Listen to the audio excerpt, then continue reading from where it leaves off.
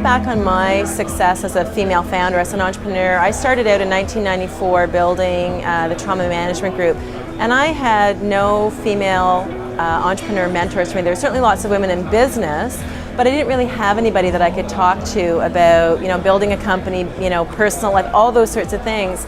And then when I sold my business in 2007, I just really realized that there's a huge role to promote, as a successful female entrepreneur, to promote more girls and women going into business. And if you look at, the Canadian economy, we need to have more female drivers of our economic systems. Women buy, women, sell. We need to have more women involved in the whole commerce system, starting right out from getting them to start building things that they can sell, products, services, could be tech, could be non-tech.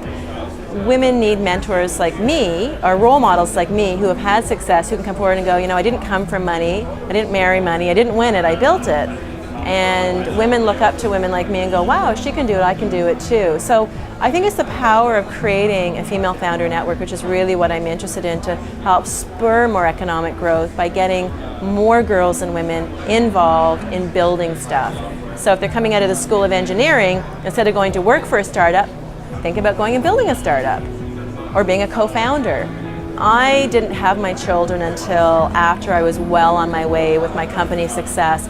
And it still was a significant hit because, you're pregnant and then you have to recover from delivery and then you're nursing and, the baby becomes the center of your life. I certainly think that you can absolutely be a successful woman and have children, but to be in the early stages of starting a company and making money and being out there working 60, 70, 80 hours a week, that's challenging. And, one of the things I learned is that when you're building a company, in order to be successful, the whole concept of work-life balance is non-existent. You're working 24/7, you eat, sleep, and breathe what it is you're doing, because you have to have traction and bring in revenue and control costs and be pivoting and making profit. So when I had my children, that did impact on the sheer amount of time I had to give to my business, as well as the energy I was willing to put into my business because of all the sleepless nights, etc.